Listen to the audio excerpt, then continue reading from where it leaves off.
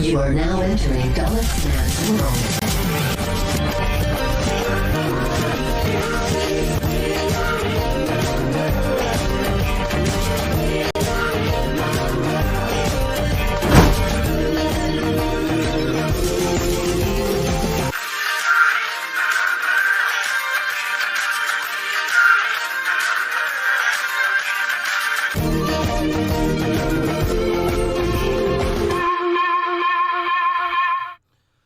YouTubers, what's going on? It is your boy Dalyxman. Welcome to yet another live Q&A corner. We are at number 94. All right, number 94. Let me remove this from my head. I apologize. Get this so y'all can see my new hair. See how long it is? It's getting a little too long. I might have to cut it. Regardless, this is number 94, if I'm not mistaken. I probably could be wrong about that. Regardless, thank you guys for joining me for this Q&A broadcast. As always, if this is the first time you're watching me and you like what I have to say, or you just want to ask questions, do me a favor. Like the video, subscribe. While you're at it, if you want to help expand the brand of your boy Dalyxman, you can do a couple of things. You can, let me be sure the microphone is working. It is. Like me on Facebook. Follow me on Twitter at Dalyxman'sBX1. Donate using PayPal, Patreon, Super Chat. Email me at justalyxsworld@gmail.com. But most importantly, for a limited amount of time, while it's still up, buy yourself a Dalyxman t-shirt today at Pro Wrestling Tees. So before we get into shoutouts, by the way, Super Chats are not going to be filtered today. If you donate, it will appear on the screen. I'll stop what I have to say or stop in the middle of whatever I'm saying to let your Super Chat play. Just letting you know now. Anyways, again, just so you know, December will be the last month I go by the name Dalyxman. By January, I will be transitioning into Alyx. Now, the name of the channel hasn't been quite decided yet, but Alyx, some kind of combination of Alyx in the world will be in it. So it will be a complete remake of the channel, different reviews, different presentations, different everything. I am excited about it, but also scared. So during that transition period, there will be no reviews, no live reviews. I will not be doing a review of TLC, of AEW, of anything, Raw or SmackDown. I'm just going to take December off, just kind of recollect myself in terms of live reviews, and just use the month to get out videos like what fans want versus what corporate wants for NXT, how to write the perfect baby face, the end of the year awards, and all that kind of stuff. So that one might be live. I think that will probably be the only live broadcast I do, the end of the year awards. But in terms of weekly Raw reviews, SmackDown reviews, even AEW and NXT, which I love and adore, you know, I'm gonna put a sock in those for a month or so. What I might do, I am considering bringing back a podcast. So in place of the live reviews, I'll just do a podcast where I just do a complete recap of the entire week, and you guys get to listen to it. I'll give you a link to that soon. It'll be coming up soon. Don't worry. But that's the latest update of what's getting ready to happen in December. So technically, this is the second to last live broadcast of 2019. Now, I'm saying it's the last, second to last broadcast right now. Who knows what might happen where your boy Dalyxman will have to come up here live and talk about something. If anything crazy happens, barring anything crazy happening, this will be my second to last broadcast before the end of the year awards. So, just so you know, once again, don't be coming up here talking about what happened to Dalyxman's channel. I'm letting you know now. I did a video about it a long time ago, like in October or something like that. It was a while ago. It had to be the beginning of like late October or early November. I let you guys know I'm changing my name to Alyx. Some combination of Alyx and Alyx's World. I don't know. We'll figure it out as we get closer. But there will be new t-shirts. There will be new everything. New banner. Just new intro.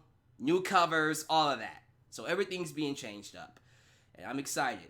Very excited for that to happen. So I hope you guys are going to stick around. and join me on this journey, because I know most of you just like, we don't want to lose Dalyxman. And listen, yeah, my dreads are getting a little too long. Like, how long is this? Like, if I stand up, let me see. It is all the way, oh, wow. Yep, it's all the way down to my belly. That's long. Really, really long. I like it, though. But anyways, I just wanted you to know, once again, what's getting ready to happen. So don't be all just confused when it does. But anyways, let's get to the live chat donation. Excuse me.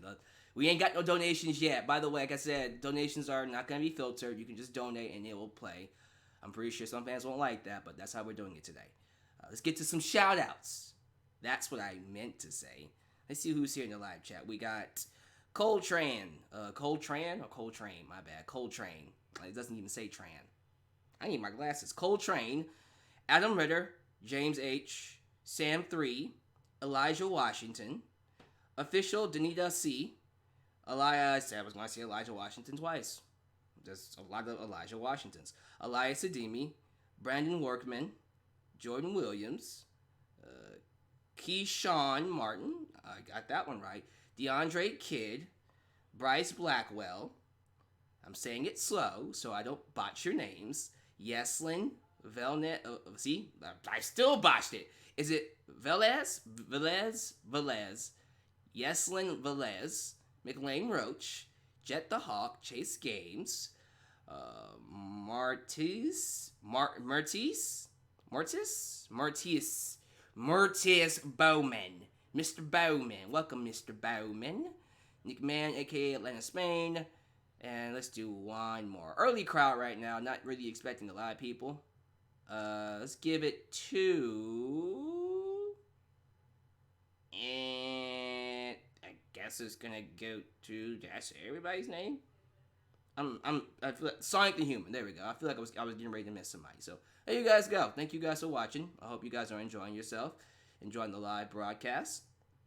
So with that said, we're gonna start things off with the Facebook questions. Then we're gonna go to Twitter.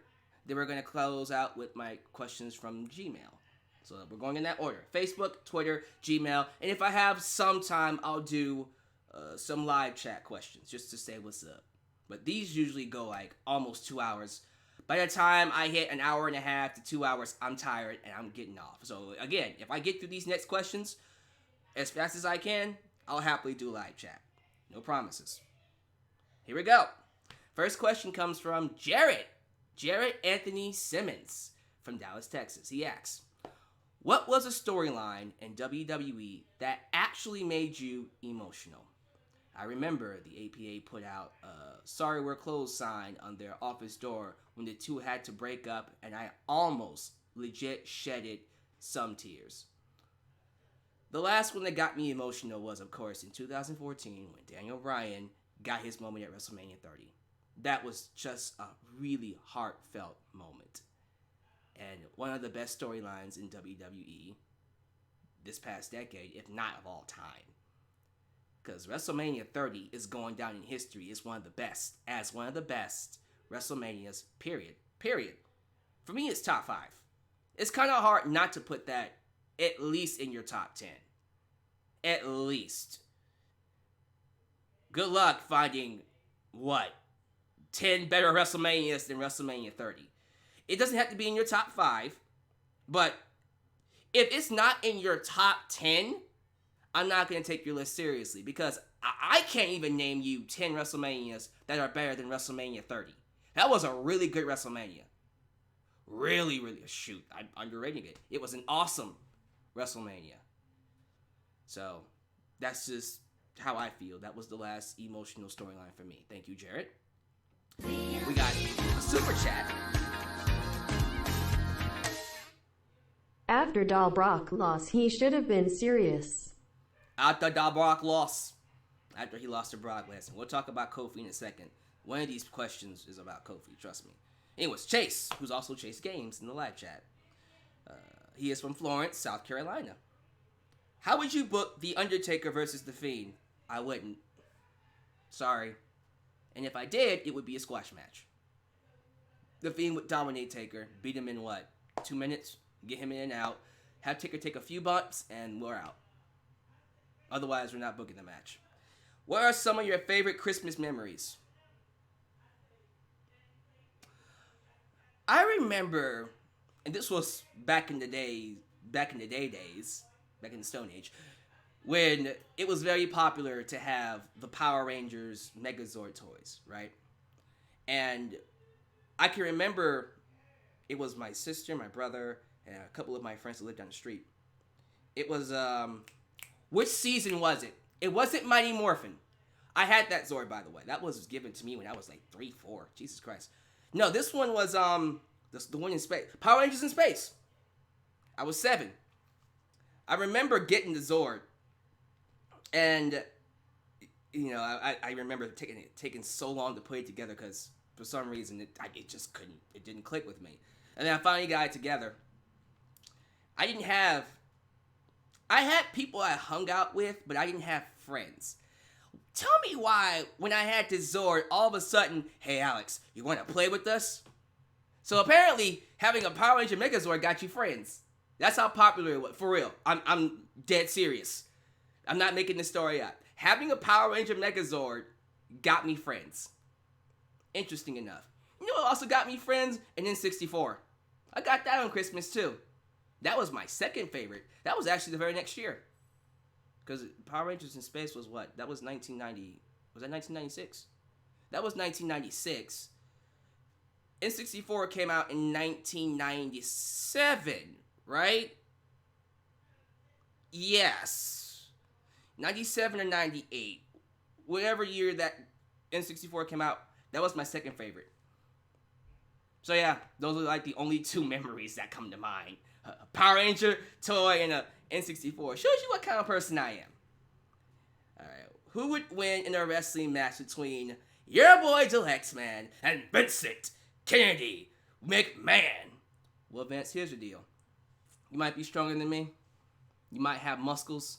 You might have Kevin Dunn as your little cheerleader in the side corner.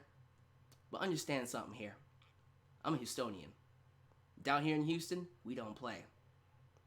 I'll take this hand so far back, and I'll smack you so hard, you're gonna forget. You're gonna forget something. I don't know, maybe you'll forget the fact that you're the owner of WWE and forget that you have millions and they'll make me the owner. There you go. I'm gonna smack this big man so hard, I'm gonna steal his job. There. That's a terrible insult, but this question came from out of nowhere and I didn't have time to prepare, so leave me alone. Anyways, moving on. Vince McMahon would definitely kick my ass, but Mr. Chase, thank you for the questions. David from Abilene, Texas. We got some Texans in the live chat. We also got some Texans in the Facebook Q&A page over here. What is that, 2 so far? Anyways, Mr. David. First off, thanks for a great 2019. I appreciate your kindness, Alyx. Well, thank you, sir. For my question, here we go. Was Kofi Kingston's run worth the title win, or did it ruin his character to the point that WWE shouldn't have given him the title since they didn't put the effort to make his character better? So this is the title of the entire video. Didn't even wait that long. Did WWE ruin Kofi Kingston? Yes. And let me tell you why. So yes, let me just recap couple of things here. Sorry, I had to close the vines. Now, Kofi Mania, when the year first started, was easily the hottest thing going for wrestling. Everyone knew it was way past time for him to be a world champ. He's been in the company for 11 years. The whole story of him winning the gauntlet, well, not winning the gauntlet, but going all the way in the gauntlet, lasting the longest. Of course, that was supposed to be Mustafa Ali, but the stars aligned. The stars aligned to make it so it was Kofi's moment. He had that amazing performance at Elimination Chamber. I was there live. Awesome reaction from the crowd. He was just beautiful. Loved the show, by the way. Easily one of the best shows this year. It was a good show. I'd probably put it on par with Survivor Series. But yeah, it was too perfect. The story was right. You had the perfect heel to put him over. The whole story of Daniel Bryan telling Kofi Kingston, I was once in your position.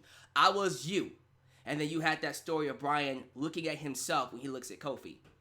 It was the perfect story to tell. They went to WrestleMania and had a fantastic, outstanding match. I thought it was a classic. I thought it was very telling of what WWE can do when they're giving a lot of material, the right material to work with, and they actually put effort into making it work. It was an amazing story. It was an amazing moment, and no matter what happens going forward, that will live on in infamy.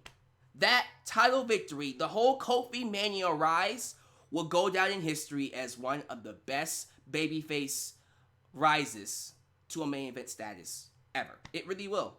And I'm happy Kofi will be able to live with that.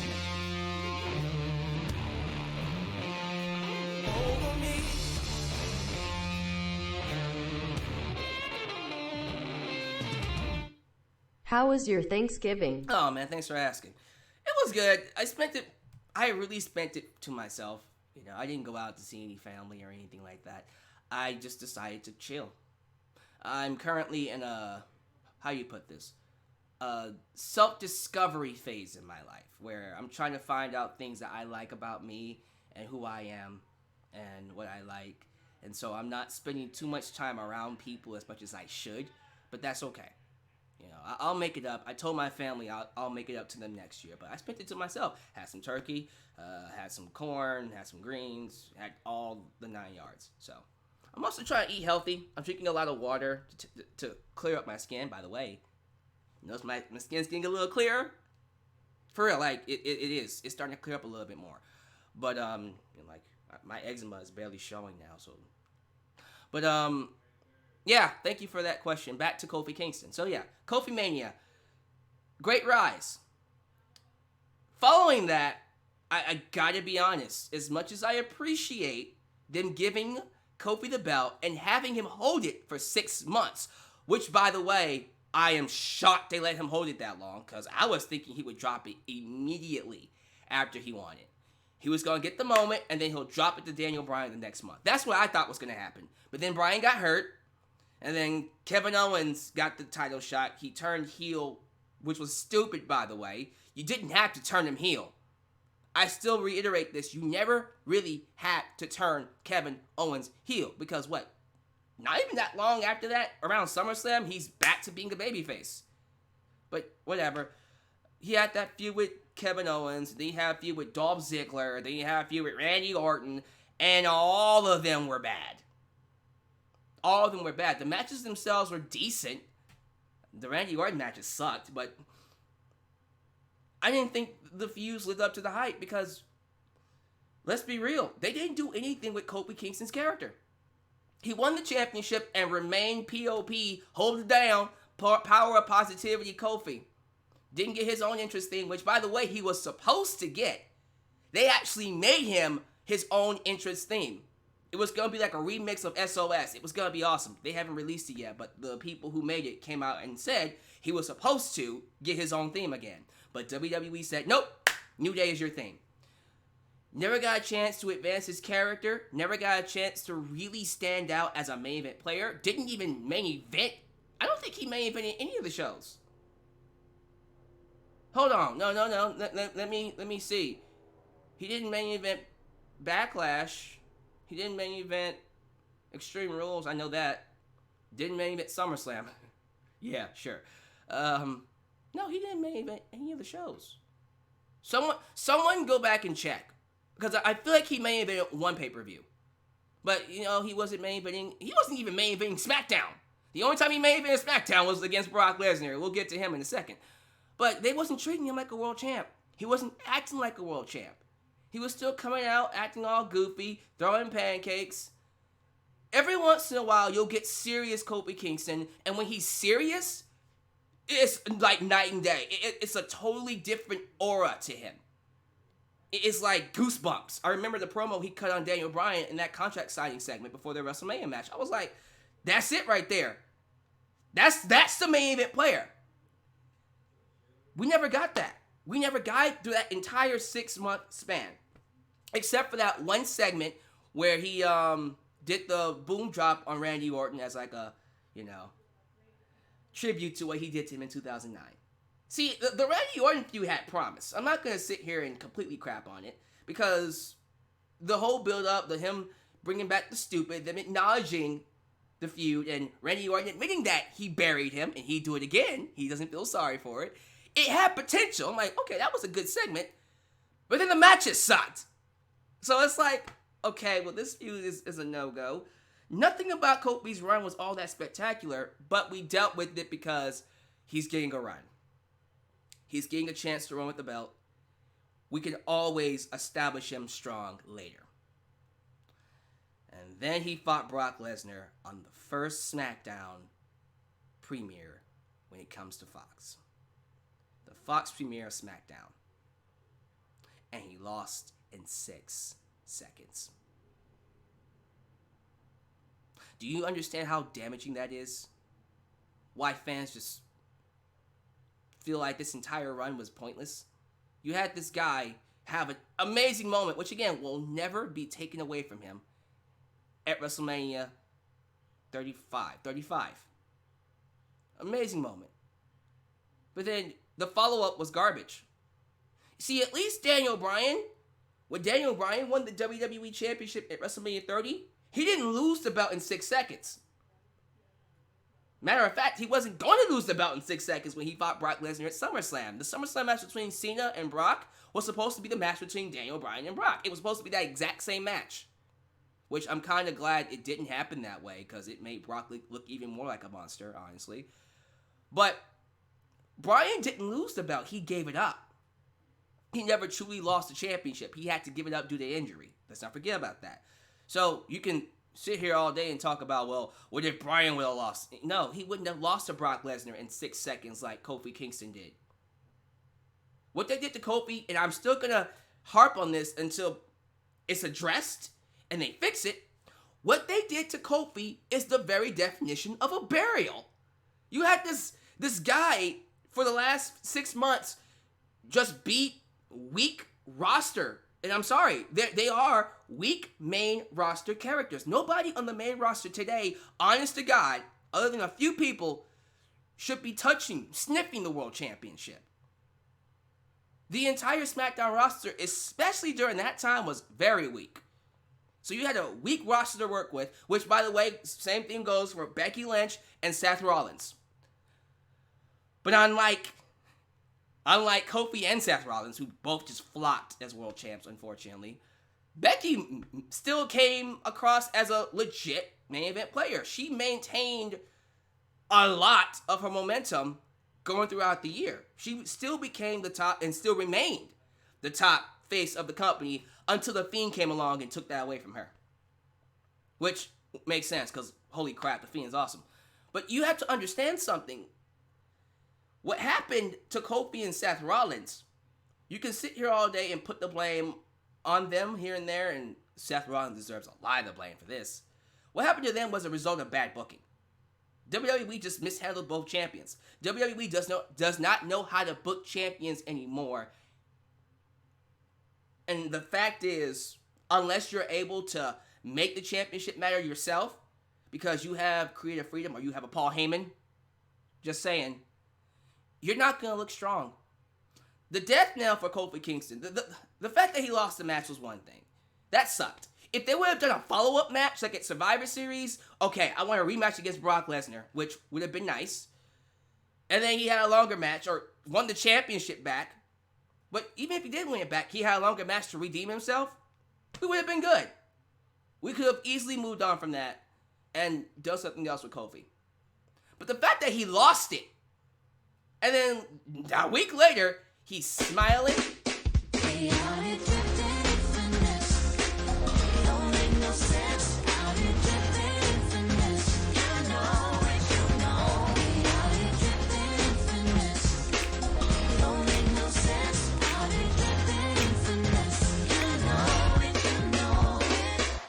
Gino Morgan TV with the $20 super chat. Thank you so much. Guys, I really appreciate these super chats. I really do.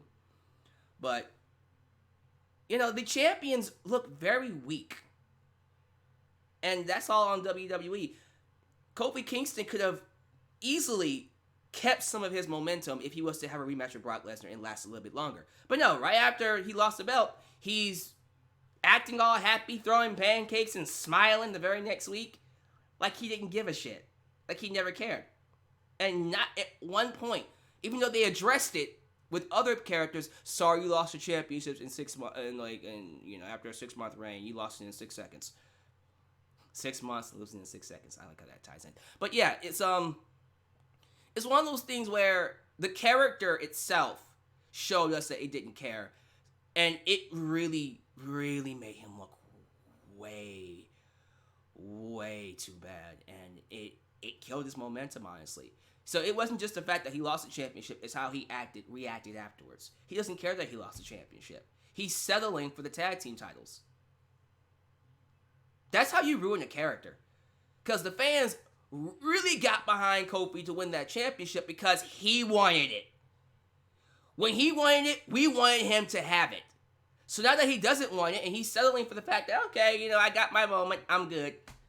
We don't care anymore. I'm like, okay, so go be an errand boy. You notice that they stopped treating him like a main event player too, right?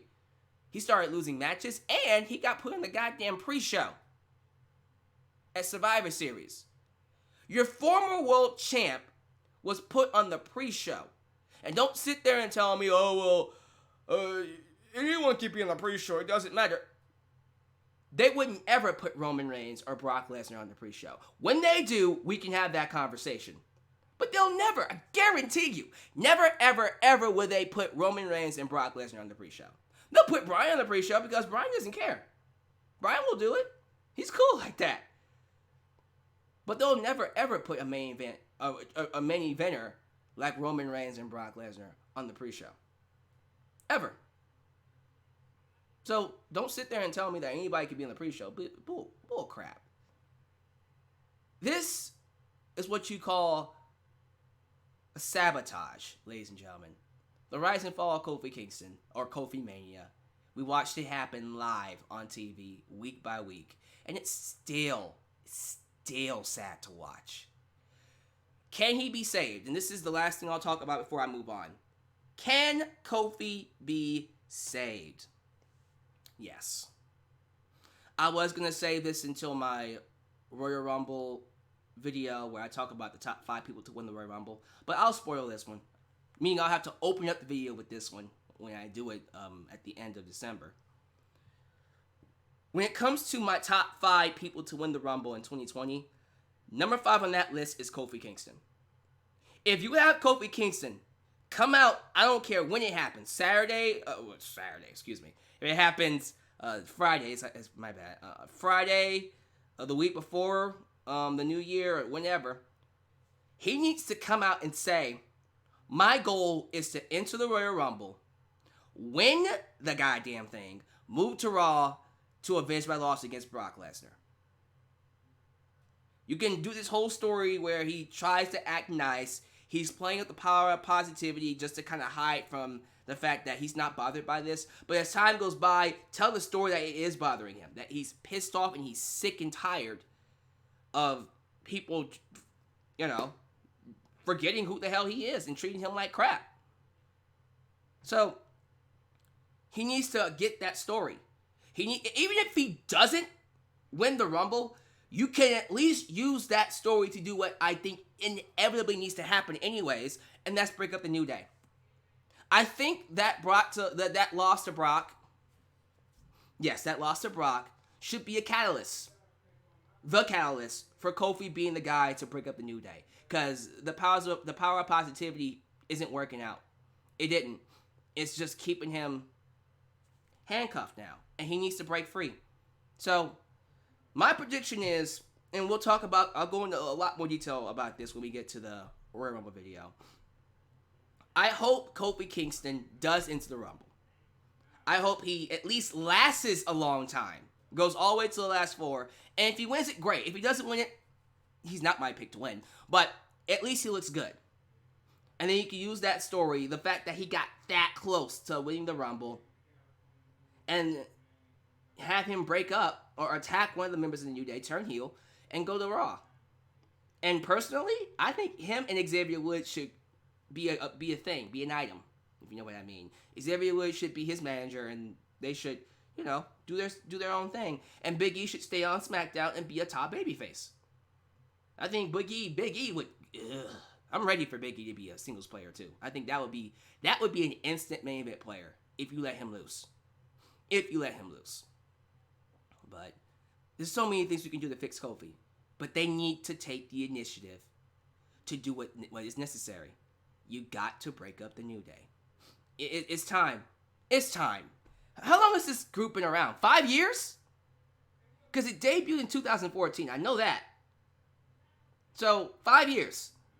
And they've held 7 championships? What?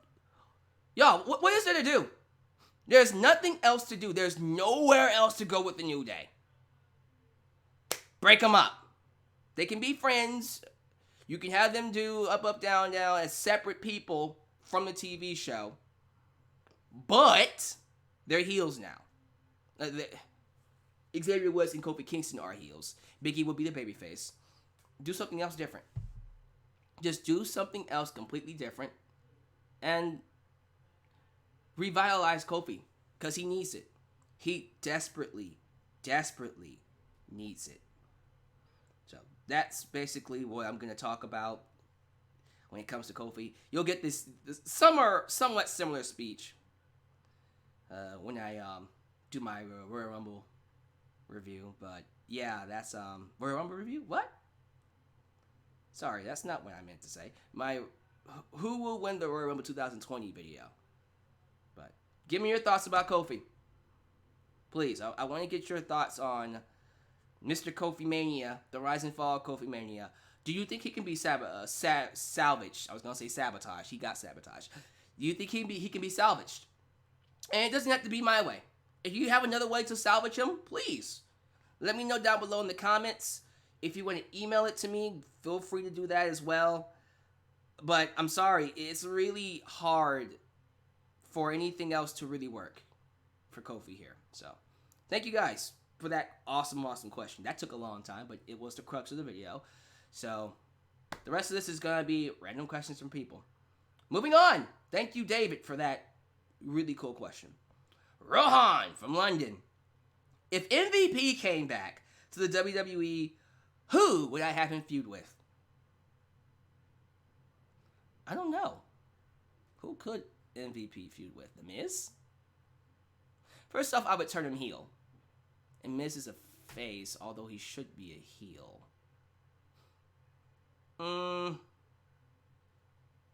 Sure, Miz, and then we'll go from there. I don't really have anything from MVP. The only thing I would have him do is make a return to the Royal Rumble. That's about it. Would you like to see a new Nation of Domination with Shelton Benjamin as the leader? Now, that's a feud for MVP. If I was doing a Nation of Domination, MVP would be the leader, which, trust me, is not going to happen anytime soon. You need someone with charisma to be the leader. Shelton Benjamin doesn't... Great wrestler, but charismatic? Even I think he would tell you, that's my face where I go. Anyways, what do you think Titus O'Neil can do to get over? Oh, we got Rohan asking about my people over here. Okay, Titus O'Neil can quit. No, I'm joking. Hey, that might get him over. He can quit and go to AEW, and then he's instantly over. He's a hero. No, for real. Great personality. When he was able to let that personality shine, he got some of the most ridiculous stuff over. I mean, think about it. Titus, worldwide. Titus, world slide. I still remember that. The millions of dollars, primetime players. There it is, Darren Young and the primetime players. Even the like, all that is wacky and stupid and ridiculous for anyone else to do, but he made it work. Titus O'Neil is a great personality and not that bad inside the ring. He just doesn't get a chance to shine because WWE don't know how to book. Just saying. I can see him doing well in a different company. Like, I know I was joking about the AEW thing, but I do see him being a really strong player somewhere else and not here. Sorry. But more personality is what he needs and a chance to shine. So a platform and more personality. Daniel Lee from Cali, Ontario, Cali. Not sure if true or not, but I read the women's triple threat main event match at Survivor Series happened because they wanted to end the show with NXT winning. If that's the case, would it have been better for this match to open the show with Bayley winning to establish her heel run, and then have Keith Lee win the Survivor Series 5-on-5-on-5 match? Yeah, actually, I agree with you there. I didn't think the women should have closed the show unless Ronda Rousey was coming back, which I talked about in my Survivor Series review. I even said it. There was no reason to have this match go on last unless Ronda Rousey was going to come back and screw over Becky screw over Becky and help Shayna beat Becky. That's how you set up Ronda versus Becky for WrestleMania. That would have been nice. We didn't get that. We just had Shayna tap out Bayley, which was like, and the match wasn't even all that good. So I agree. Like, I would have way preferred if we opened the show with the triple threat, women's triple threat, had Bayley win that one to establish her heel run, because now she just looks weak, because she does. She looks like a punk. And then we had the men's 5-on-5-on-5 match, which was outstanding, close with Keith Lee winning, which would have been an awesome way to close Survivor Series. Probably would have made the match a classic for me. It's still an outstanding match, but that would have really taken it to a different level. That's how you establish a star. And then you still end with NXT coming out with the victory. So there you go. Like, I agree. I like that. I really do like that, Daniel. Let's see. James Self-Standard Ramsey. Try that again. James Self-Standard Ramsey from Chester, South Carolina. If you had heat with Bray Wyatt, which I don't, what's the most ridiculous way you would bury the Fiend? Can I bury the Fiend? I don't know. I can have that guy dress up in a tutu, and he would probably still make that work. That's what happens when you give someone like him freedom and creativity. Creative freedom. He just gets to a point where he's made of Teflon. So I can't answer that question, sir. I don't know, have him lose to Roman Reigns, which will probably happen at WrestleMania? Oh, no. Yeah, have him lose to Roman Reigns. Bradley Xavier, Melbourne, Australia. As we close out the decade, which wrestlers in the last 10 years have found their ways into your top 50 greats of all time? CM Punk, Bryan, AJ Styles. I think that's it, honestly. Okada is close. Kazuchika Okada is really... Kazuchika Okada, Hiroshi Tanahashi, Tetsuya Naito, and if Kota Ibushi wins the New Japan Pro Wrestling Championship, he'll be in there too. So we're close to getting a few more. Ask me that question next year. When 2020 hits, ask me that question. I'm pretty sure by then we'll probably have those 4 men in that list. Kenny Omega is also close. We'll have to see. Like, Kenny needs... If Kenny was to have a few more classics under his belt, he would definitely notch himself a spot on the top 50 greats of all time. So, if you were offered millions, would you take a job with WWE? No! If I was given millions, I would create my own wrestling company and tell WWE to go kiss my ass because I'm stealing your talent. Suck it. Anyways, who was your wrestler of... This is why me and Vince McMahon are having to fight. Who was your wrestler of every year in the last decade from 2010, 2001, 2010, and 2019, and who do you see breaking out in 2020? Okay, good question. So wrestler of the year, 2010,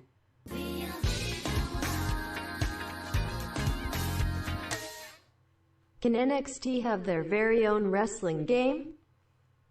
Since they're a part of WWE, highly unlikely, but they should. Now, 2010 Wrestler of the Year was... What the hell happened in 2000? What happened in 2010? There was a Nexus. Was Batista's heel run? I might give it to Batista. Bryan came in, but, you know, that was nice. That was a nice little run on NXT. Then became U.S. champ. Not Wrestler of the Year. Shawn Michaels had the retirement. Okay, wait. It's coming back to me now. All right, it's coming back. Taker was world champ. Had the match with Rey Mysterio, and then had the match with Shawn Michaels. Sheamus was given the title, and then lost it to Randy Orton. I'm gonna go with... I hate to say it, but I'm giving it to John Cena. Because literally, the Nexus, first off. Wait a minute, time out. Bring that back. Isn't that the year with Kevin Steen and El Generico? Okay, give it to Kevin Steen. There you go. Screw you. I almost gave it to John Cena. Oh, God. I was going to hate myself. 2011 is CM Punk. Without question, CM Punk. 2012 was... Yeah, 2011 was definitely CM Punk. Who else? 2012? I don't want to give that to Bryan. I might give that to CM Punk as well. That was a strong year for Punk. That's when he had the 400 and something day reign. Was it 434? Sure. Yeah, I might give that to Punk. Although Jericho was really good that year too. So was Dolph Ziggler. Ziggler was hot he was really hot that. I'm giving it to Punk. 2013 was Bryan. That was the rise of the Yes Movement. 2014. That one was a good year for the Shield. Can I give the Shield I can't just give all three members of the Shield. I can't, damn it. All right. I'm thinking about giving it to Seth Rollins. I'm giving it to Seth Rollins. That was a very strong year. That was a real strong year for Seth Rollins. Yeah, Rollins in 2014. 2015, if I can remember, might be Seth Rollins again. Really thinking about that one.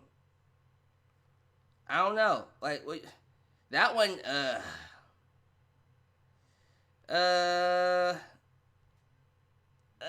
might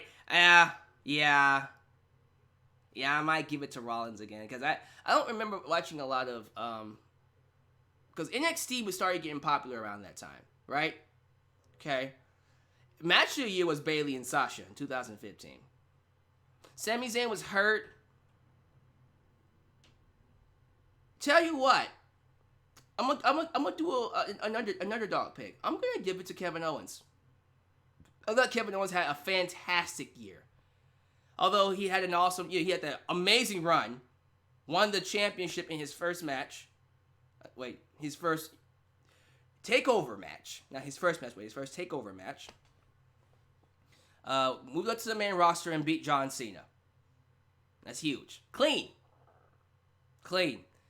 The rest of the year, he won the IC championship, so not like he didn't do anything. So yeah, okay. Yeah, Kevin Owens.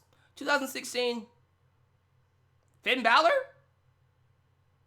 2016, because that's when he was NXT champ, and then he moved up to win the Universal Championship. So, and then he got hurt, which sucked. So 2016 was Finn Balor. These next few years, I might give it to a New Japan Pro Wrestler, because 2018, I know it's Kenny Omega. 2017, Kazuchika Okada. 2018 was Kenny Omega. 2019, this year, Will Ospreay. I think Will has had some amazing... Wait a minute. That's right. I just remembered somebody. 2016 should go to AJ Styles. AJ Styles should definitely get 2016. Sorry, y'all. I blanked. I completely blanked on AJ. 2016, definitely AJ Styles. So, take out Finn because he got hurt. That's right. So, AJ Styles. So, AJ Styles, 2016. 2017, still Okada. 2018 is still Omega. 2019 is still Will Ospreay. So, it's either Will Ospreay or Adam Cole. I don't know. See, this I haven't even did my awards yet, so I'll have to see.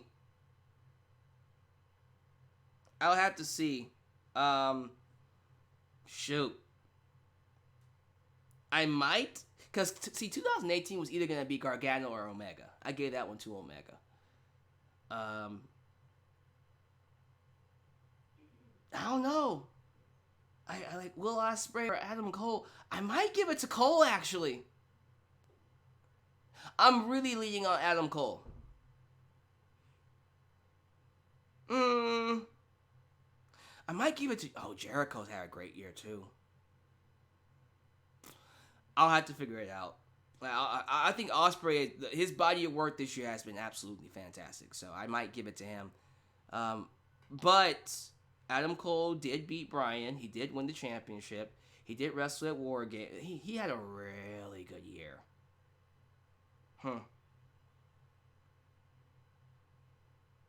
We'll have to see. We'll definitely have to see. Yeah, so. We'll do the end of the awards video. That's going to be a lot of fun for me. But thank you for the question. Let's see here. Josh from Sacramento. Hope you had a great Thanksgiving holiday. Here's my question for you. As we head into December, what is something you like to see WWE do to end 2019 on a good note? Take a break. Take December off. They're not going to do that. Just start setting up potential Rumble winners. Start having people cut promos. Start giving us ideas that this guy could win the Rumble, like Kofi Kingston. And yes, I guess Roman Reigns too. The Fiend's already a champ, so he doesn't have to be in the Rumble. So is Brock Lesnar. We have to establish some guys that can believably beat at least Brock Lesnar, which is already hard to do. But good luck trying to find someone to beat the Fiend, who is even worse than Brock Lesnar. Like, I don't know. So there you go, just to answer your question. Establish potential Rumble winners and people who can main event WrestleMania who could believably beat a Brock Lesnar. Not so much a Fiend. Let's see here. Conrad from Lithuania. Do you think it would be wise to have WWE give a full month off to wrestlers? Didn't I just say that? Honestly, yes. I think, and this is how I've always felt, after Survivor Series, there really isn't anything else to do. Like, they should do Survivor Series, have the Fallout shows, and then go away for a full month. Give the wrestlers 30 days off to relax, to enjoy their vacation, to do nothing. They can use that time, as in the creative team, to write for a new year. The creative team still has to go to work. Sure, if you want them to come in and, write some things, prepare for next year, fine. But the wrestlers sure as hell deserve at least 30 days off. That's 30 days off. You're still working, still around 300 days a year? A little bit under, maybe? But they get 30 days off to just relax and chill and get some steam. Get a lot of stuff off their chest. Just blow off a lot of steam, spend time with their families. And that at least will guarantee, and this is how I feel, that would at least guarantee a healthier environment, more willing workers, a happier creative team that feels refreshed, that doesn't feel strained creatively every single week.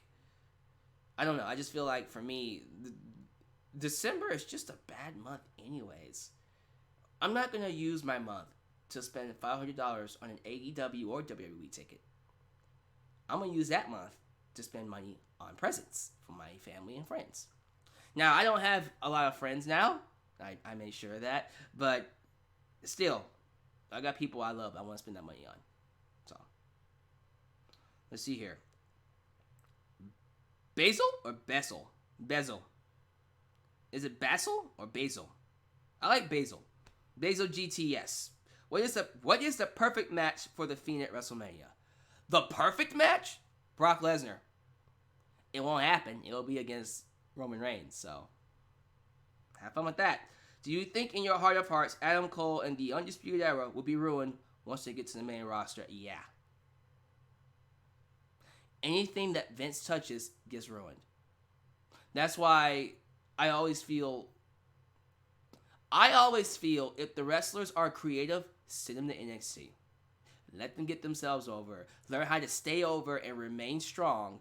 Because then when they get to the main roster and Vince puts his little grubby paws on them and tries to ruin them, they'll at least be able to do what The Rock did, which was take the crap and somehow turn it into gold. Or at least when crap starts flying your way, you can dodge it, dip and dodge it. And you won't be smelling like feces by the end of your segment or the end of your runs or the end of your championship runs, whatever.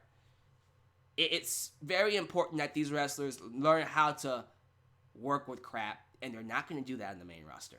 So, Jonathan from Canada, Newfoundland, Canada. Is AEW for real, or is this just another trend bound to phase out in 3 to 5 years? It's hard to say right now, but I think it's for real.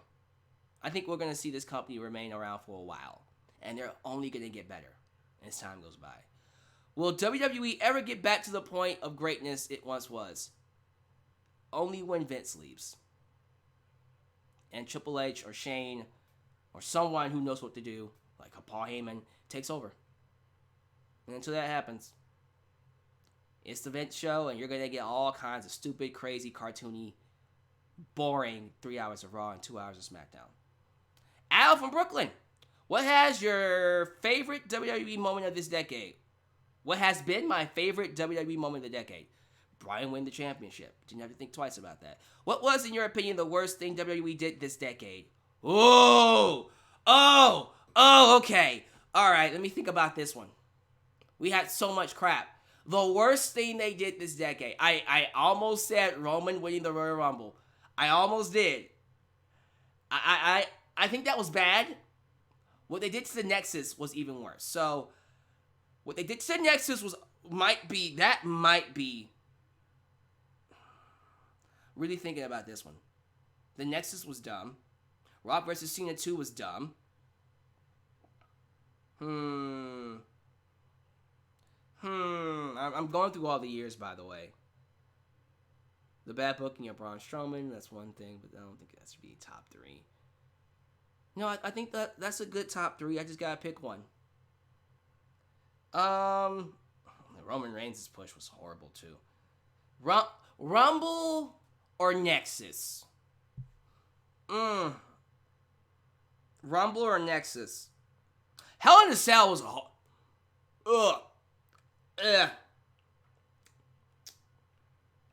I will say this. Hell in a Cell was awful. It was awful, but it didn't damage the Fiend. He's okay. It killed the Hell in a Cell concept, but the Fiend didn't get damaged. Rumble 2015 almost killed Roman Reigns' career. They had to wait, 3 years?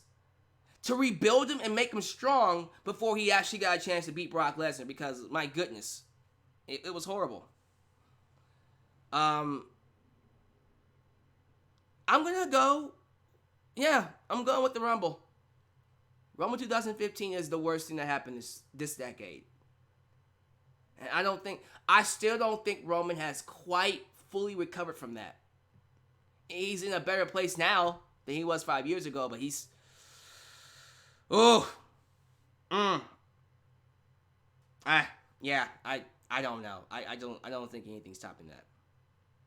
Favorite WWE moment of this decade that made you get emotional? Bryan winning the championship. Oh, I love this question. Will your channel be affected by the COPPA situation with YouTube?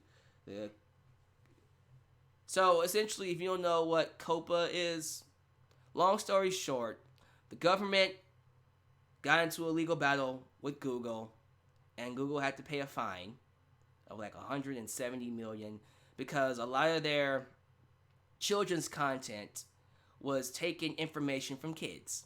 They actually gathered information, which is against the law. Now, there's a loophole to this because why are kids on YouTube to begin with? Now, there is a YouTube app for kids, which is completely different from YouTube. To even have a YouTube account, you have to be 13 years old. You have to be a teenager. What's a kid gonna do with a YouTube account? So already we're already having issues here with this whole legal dispute. I don't even know how YouTube lost this battle, but they did. So essentially what's gonna happen is they're gonna do something where we as YouTubers have to decide if our videos are not for kids or for kids. And apparently if you say it's for kids, you don't get to monetize it. You don't get to have comments. You don't get it viewed. You don't get any of the extra resources that you would get when it's not for kids, which is what you have now. The live streams will even be cut out. So essentially, if you want to be successful, don't be for kids. Be too edgy for kids, which my channel has always been for the adults. Like, if you look at my demographic, I don't think any child is watching my videos. Now, I will admit, there are a couple of videos on my channel I'm a little worried about. Like, what fans want versus what COPPA wants videos, there's about one or two of them I'm like, ooh, that could be considered kid-friendly. I don't know. But a lot of my reviews I cuss, so I'm good. Like, for the most part, I'm talking about wrestling. Wrestling shouldn't be for kids. Well, WWE is for kids. So that's an area, a gray area we'll have to talk about. But for the most part, the sport of wrestling is 18 to 35 demographic, 39 demographic, or at least 18 and older. So I think I should be good. I shouldn't have to worry about it too much. I do hope they clarify what is considered kids friendly. Because right now it's very gray. And apparently, if you get it wrong, and this is the big deal, if you get it wrong, if you have a video that you say is not for kids, but they perceive it to be for kids, which is complete BS, I just told you it's not for kids. Don't go telling me, yes it is. No, bitch, I told you it's not for kids. Just like this one, because I just cussed. But if they perceive it to be kid-friendly, they can fine you over, well, it's not up to this, but they can fine you over $40,000 a video for wrongly suggesting that it was for kids, but it's not, or if it's not for kids and it is. What? Now, again, I don't know how YouTube lost this legal battle because, quite frankly, we shouldn't even be here. Kids should not even be on YouTube. They have a YouTube Kids app, but this is 13 and older website. So how kids are able to watch YouTube videos, that ain't on us. That's on the parents. These parents are letting these kids, are not parenting them well. They're letting them, they're giving their iPhones, their Androids, or their iPads, tablets, and then they go searching like kids usually do. And I think what happens is, and this is why I hate the government sometimes, the government sees how society is poorly handling situations and they try to be Mr. Overprotective parent, and then they just end up making the situation worse. Because now, if this is as bad as I think it's going to be, I'll be okay. I think for the most part, we're going to take a risk. I think your boy Dalyxman, well, Alyx, going to 2020, will be okay. I should be okay. But YouTube is going to lose a lot of content creators. A lot of them. So, if hopefully things are just overblown and things work out to be good, and by this time in January, nothing's changed. Everything's still the same. Everything's good. But there is a way you can help. I think if you go to, you're going to have to find this. I don't have this on my channel. But you're going to have to go to some COPPA video. Find a creator that talked about it. They posted a link down below to a petition to send to the government. So I would either go find that petition and sign it, or just email the government, the FTC yourself. email the FTC yourself. They're the ones that came up with this rule, and ask them to update the rule, the title, the law, and make it more conducive to nowadays instead of what happened back in 1998. Because in 1998, the rule made sense when the internet wasn't as popular. The internet is literally how we live our lives now. It is a part of our lives. So as a result, there's certain things that should be changed and updated. So, pray that my channel is okay. I can't promise you things will be good for me, but I should be okay. Let's see here. Justin says, you won't have to worry. COPPA has a rule written in its official law for content that appeals to both kids and adults. Now applying for COPPA. YouTube is not trying to not pay creators using that being vague. David 3 says, parents are to blame, not YouTubers. Yeah, bad parenting, that's what happens. Just saying. Charles Mitchell, which Marvel movie are you most looking forward to? Coming out soon? I don't even remember. Blade. I just thought about that. The Blade! Oh my goodness. Someone asked me about The Blade and the Butcher. We'll talk about that in a second. But, the Blade! It's the Blade, JR! Who? Blade. I can't wait for that. That should be nice. Listing these 3 wrestlers. Say that 3 times fast. One more time. Listing these 3 wrestlers: AJ Styles, Stone Cold Steve Austin, and Mr. Bryan Danielson. Daniel Bryan. What is your favorite match these guys have had? Ooh. Alright, Steve Austin is The Rock from WrestleMania 17 here in Houston. Second place would be Austin versus Bret Hart. Bryan would be the championship match at WrestleMania 30. Second place would be his match against Triple H that same night. That's so cheap. AJ Styles. See, he had a lot of awesome matches, though. Oh, man, I can't pick one. His match against Kota Ibushi for the New Japan Pro Wrestling Championship. That's all I can think about right now. I couldn't really say any other match, but for real, that's the one that sticks out. From Florida, Raheem Isaac. Who do you think the next class is after the Undisputed Era and the UFC 4 Horsemen leave and go to move up from NXT? So basically, Adam Cole. So all your champs: Adam Cole, Roderick Strong, and then Red Dragon, Kyle O'Reilly, and Bobby Fish. And then Shayna Baszler, Jessamine Duke, Marina Shafir. And then, of course, Ronda Rousey, who hopefully will be coming back. Io Shirai should be fine. She would easily take over as the top heel. I don't know what they're going to do with Dakota Kai, though. They might make her the top heel, although I think Io Shirai should be it. As for the men, because you would think if they move up the Undisputed Era, Gargano and Ciampa would go with them too. So is Pete Dunne. I'm going to assume Keith Lee is going to be moved up very soon as well. Otherwise, give it to Keith Lee. Give him the ball, let him run with it. I'm going to go with Isaiah Scott. Isaiah Swerve Scott's going to step up. I said it last year. I said it this year. When he was Killshot. Yeah. I said that man's going to be a top guy one day. And here he is in NXT. He's already killing it. Give him a year. He will definitely be in line for the NXT Championship. So we'll see. We'll see what happens. It's going to be hard imagining NXT without the Undisputed Era. Let's see here. Is it Craigton? Hope I said your name right. Champaign, Illinois. I'm going to AEW next week, and I just wanted to ask, since it's my live television event, is there any difference from house shows compared to live television? The live experience is always going to be better. It is always going to be better because you get to experience the full energy of the show. When the matches, let me tell you something. When the matches suck, you feel it. It drags.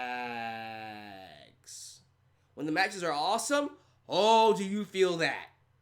It's like a rush of adrenaline, a huge rush of adrenaline when the matches is really good. When you're watching it live on television, you'll probably get that here and there, but you don't get it as strongly in your face as you do live. So I always recommend fans, if you can go live to an event, go. Go at least a couple of times. But that's all I gotta say about that. Someone asked, do I see Velveteen Dream being NXT champ? Absolutely. They don't drop it to Isaiah Swerve Scott. Anyways, Johnny Martinez from Virginia. Will you be doing the Royal Rumble contest again? Yes, I will. Stay tuned. I'll probably do that. Matter of fact, I usually do the Rumble contest the week of the I announce it the week of the Who Wants to Win the Royal Rumble video. So I announce it and I tell them who's gonna win what and what they're gonna win, and then I say how many people can sign up. Last year I think we had like close to 300, which is good for my channel. This year if I do it, I'm probably gonna get a lot more than 300. So we'll see. Anyways, yeah, I'm doing it again. Since the 2010s are finally over, can you name one match from WrestleMania 26 to 36 that were your favorites? Oh, Lord, for every WrestleMania? Okay. WrestleMania 26. Did I even like that show? That was Edge's last match, I think. Or was that 27? 27 was Edge's last match. Edge had his match against Chris Jericho that year. That night. Cena versus Batista.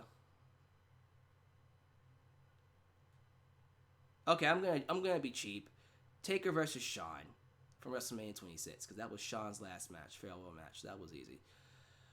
Oh God, WrestleMania 27. Okay, this one sucked. It really sucked. It really sucked. I don't know. God. Oh, God. That's Michael Cole and Lawler and Cena and Miz? Oh, that show sucked. Okay. I don't even remember the rest of the card. Can I just say The Rock? The Rock was the best part of the show. That's all I got. Oh my goodness, that show was bad. Actually, no. I remember the match. Cody versus Rey Mysterio. I'm glad I remembered it. There you go. That's all you're getting from me. 2012, so WrestleMania 28. End of an era. Taker versus Triple H with Shawn Michaels as a special guest referee. Oh, Jesus Christ. This one's bad too. WrestleMania 29. CM Punk versus Taker. Done.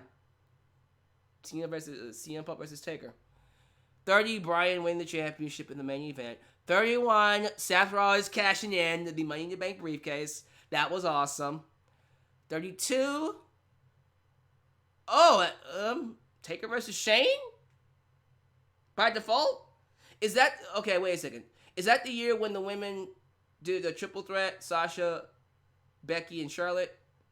Okay, that match gets it.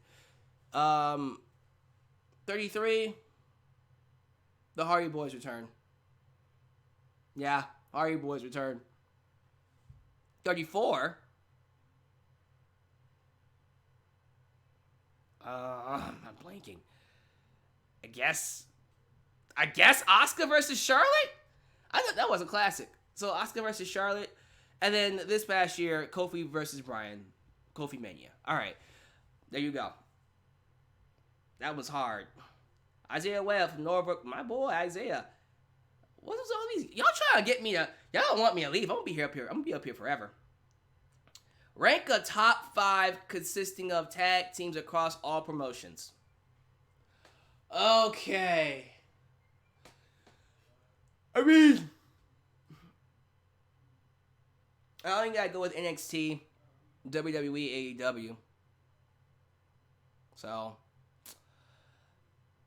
Alright, this is gonna be hard. Crap. I guess number 1 is the Lucha Bros, for sure. Literally the best tag team in terms of action, in terms of uniqueness, in terms of overness. Lucha Bros, for sure. Internationally, Lucha Bros. Number 2, Undisputed Era, without questioning. I'm not going to question anything. Just a great year for all members of the Undisputed Era. All members, including Adam Cole. Number 3, do I want to say Young Bucks? Do I want to say Young Bucks? Sure, Young Bucks. Number 4 and 5 are going to be toss-ups, really. Was there a New Japan tag team? What did the Bullet Club do this year? That's that. Oh yeah, Hideo Itami returned as Kenta, and then he became Kenta and joined the Bullet Club as a heel. All right, so that's good. Guerrillas of Destiny. Okay, they'll be number 5. Guerrillas of Destiny's number 5. So number 4 will be. This is hard. I'm doing terrible at this. I'm pretty sure people are like, what the fuck? Revival. Revival will be number 4. So Revival definitely is in my list, but it's kind of hard when you got Lucha Bros, Undisputed Era, Young Bucks, and the Revival. And then, yeah, so there you go. All right. Villain Enterprise from ROH, I'm top 5. I don't know. I don't even watch ROH, so I couldn't really tell you.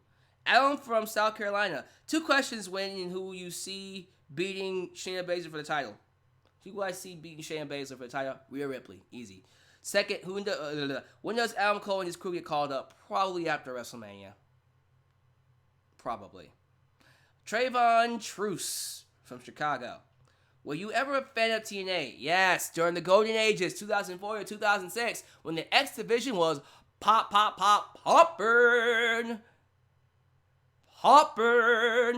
Absolutely. So 2004, 2006, one of my favorite years. Which do you think was the better X Division? Okay, what was better? He's basically asking. X Division or Cruiserweights from WCW? X Division. Oh my goodness, nothing can top what they did in the X Division. Nothing. What were some of your favorite Survivor Series pay-per-views? Oh, okay. 2001 is still one of my favorites. I don't care what anybody says about that goddamn angle. It was awesome. 2000 was a really good show. That's when Austin dropped Triple H on his head while he was inside a car. I remember that. 1998 is going up there as one of the best. That's the tournament War Games.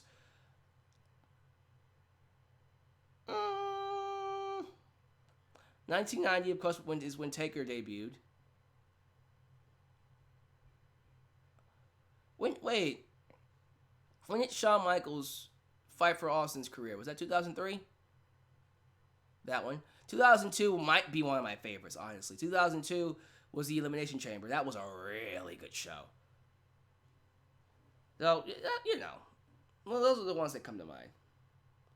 And last but not least on the Facebook questions, Gene Walker. Is this Gene Geno TV? Who knows? Gene Walker from Cincinnati. Do you see yourself ever getting married? Oh, we're getting personal. So I have let me show you guys my room real quick. Come here. So if you look over there, you can't see it. Maybe if I zoom in a little bit more. That is 300 desires list. A list of 300 desires that I pray over every single day in my life. And on that list is my goal of getting married. Now, I don't know why I put the camera up here when I could be putting it down here, which makes a lot more sense. There you go. Yes, on that list is my goal to marry someone who's not perfect, but perfect for me. I'm assuming you have, do you see yourself ever having kids? Right now, no. As time goes by and I settle down and I reach a level of success and I want to leave a legacy and actually raise a kid, yes. Right now, although I'm in my 20s, I'm still technically a kid myself because I gotta learn how to take care of myself first, y'all, before I can take care of a kid. Take care of everybody else's kids. Let me take care of myself. Finally, what is your favorite wrestling promotion of all time? All time? Well, I guess it's WWF by default, but all time? Like, bro. Like, come on now. All right. So, that does it for the Facebook questions. Let's take the Q&A to the Twitter. Not the Twitter, but the Twitter. First question comes from Mr. Corey Payne, who is from Tappahannock. Is it Tappahannock? From Virginia. That's where he's from. Do you think Tessa Blanchard will win the Impact World Championship at Hard to Kill?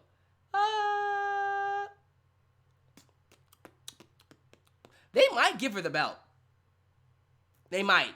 I personally think they should, but something tells me this is just a way to get them to buy the pay-per-view. I don't know if they'll actually give her the belt, although they should. If Impact, I'm going to tell you this right now. I am going to watch it live. If Impact wants me to watch their show weekly, hello, knock on wood, Impact. If you want me to watch your show weekly again, give the belt to Tessa. That, my friends, will get you some ratings. Just saying. If you have the balls. What are your thoughts on the ROH Kelly Klein situation? So, in other words, what's the situation of ROH? I haven't really done a lot of research into what's happening. All I know is the people in charge in that company suck. The people who work for the company hate it there.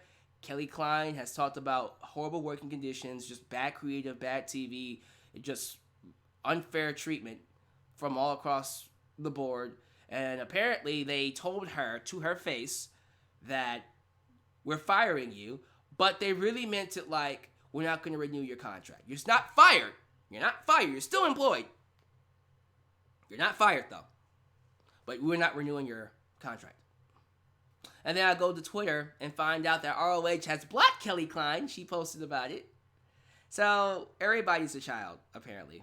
We're all children. I think it's ridiculous, and I think ROH deserves to go under. The fact that TNA is going to last longer than ROH speaks volumes. Okay, next up. So, Ataku asked me 2 questions. First question is, do you think it's time to pull the trigger on Aleister Black to make him a top world champion? I mean, if they want to, they could. If they want to push Aleister Black as the guy to beat the Fiend, I'm not against that, but they gotta make him look really strong. Like he has to beat Roman Reigns like his first night on. Well, he's on Raw, so he'd probably go after Brock Lesnar. We'll see. I'm not against him beating Lesnar either. But yeah, they have to make him look a little stronger than what they have now. Who do you think is next to be signed or should be signed to NXT and why? Next to be signed?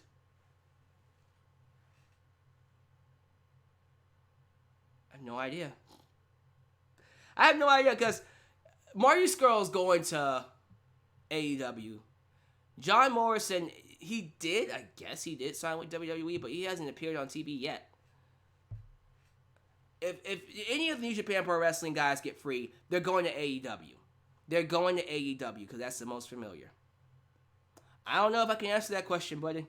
I don't know, brother, if I can answer that question, brother. If AEW, thank you for the questions, Otaku. Flips and Kicks Inc. asks me, if AEW were to have their version of WrestleMania, do you think it could be called Pissant Company just to troll Triple H and WWE? That would be awesome. And then it outdraws WrestleMania? That's great. Call it PC, Pissant Company. AEW PC. It's not PC. But we're going to call it PC. If Marty Scurll were to debut in AEW, who would he and how would he debut? Who would he debut against, you mean? He's a heel. Duh. I debut him against Adam Page. There you go. I had to beatbox. Beat at the Cole. Whoop whoop. All right, that's enough. Yeah, that's what I would do. I would debut against Adam Cole as a heel. My name is Hugo. Oh, what's up, Hugo? Hugo from California. He asks, I don't know if this is a good question or not, but do you have any tips of having a job A first job? I'm 19 years old and I'm just getting a job. Well,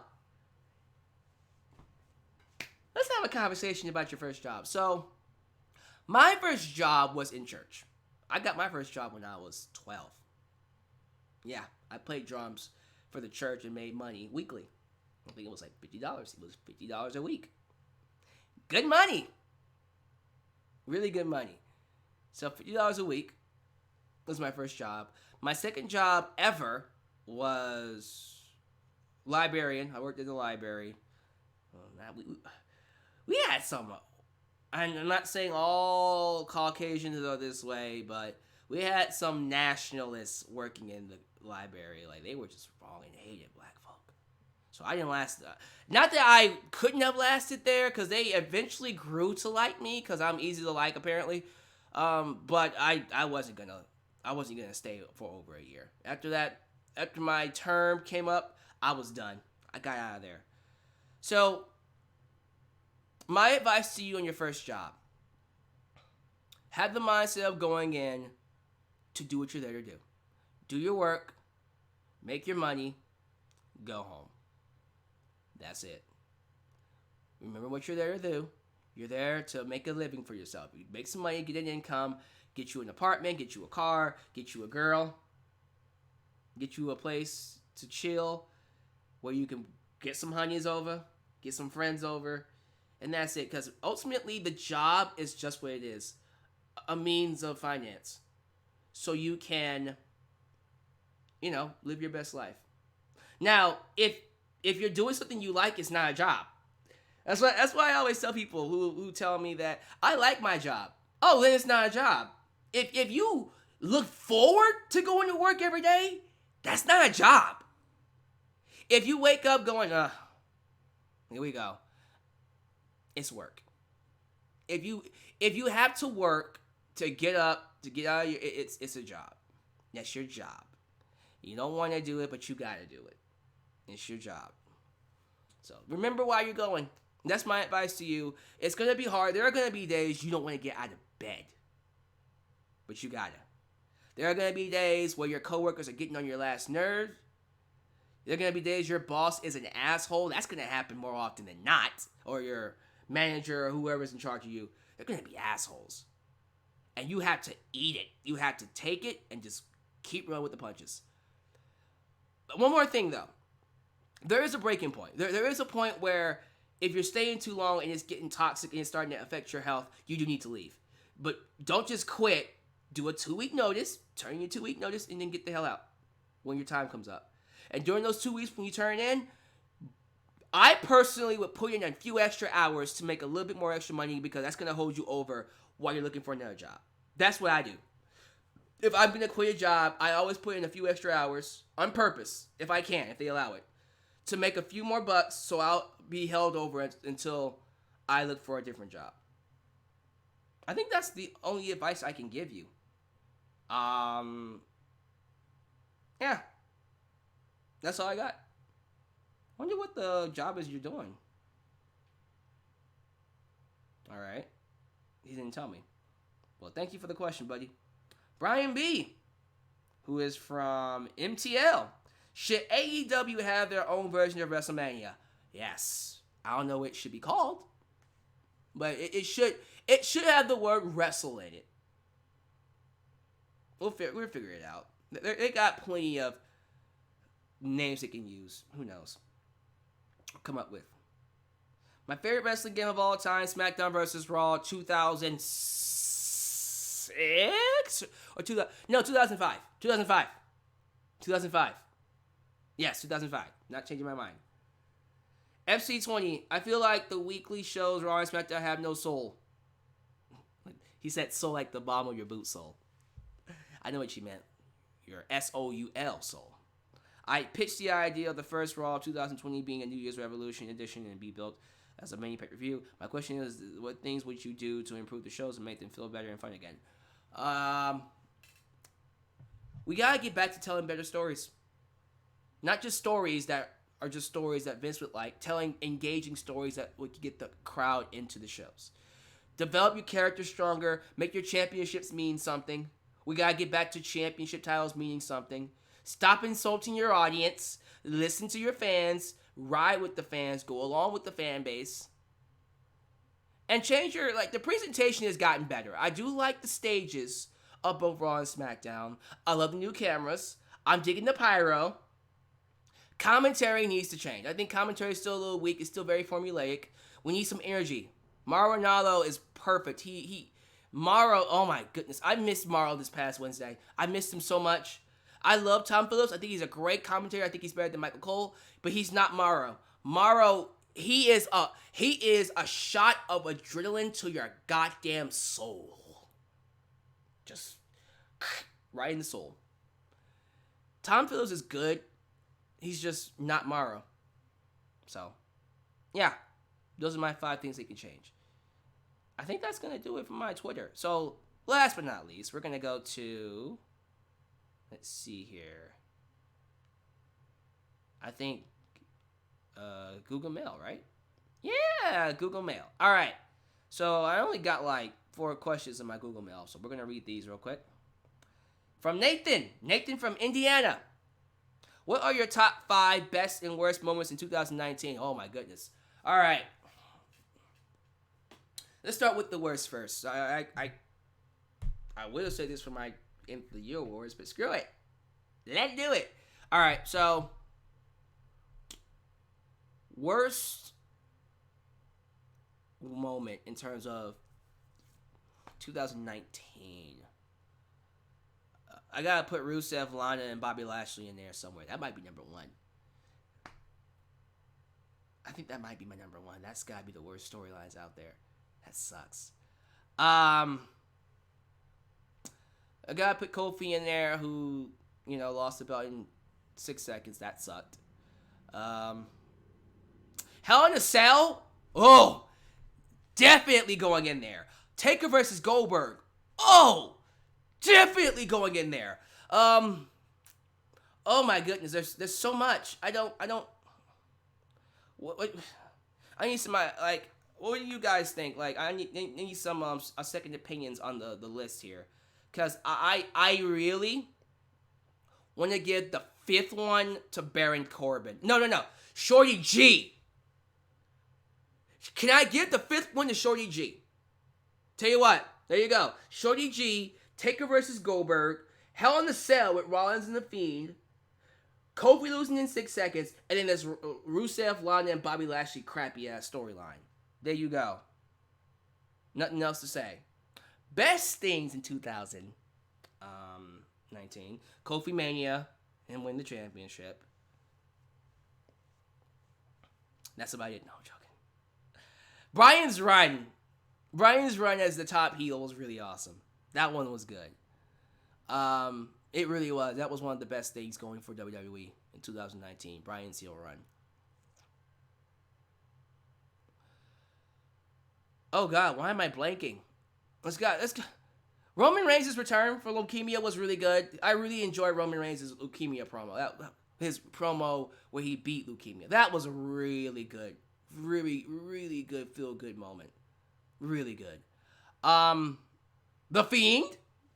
The debut of The Fiend. That one, or him win the championship, or debut of The Fiend. I don't know. You tell me which one was better.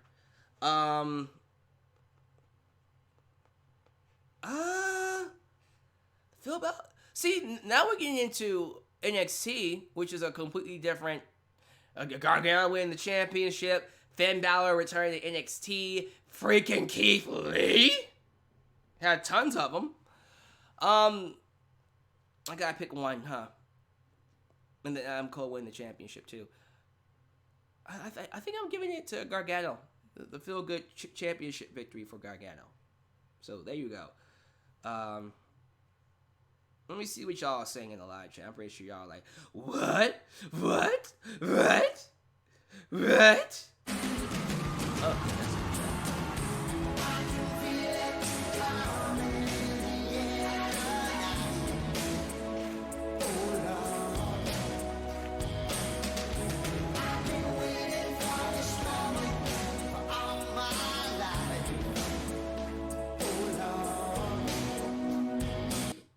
Rollins cannot be a babyface again for long time after Hayek.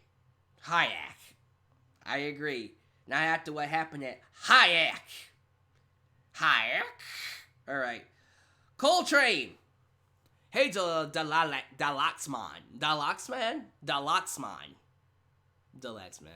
My name is Coltrane. What's up, buddy?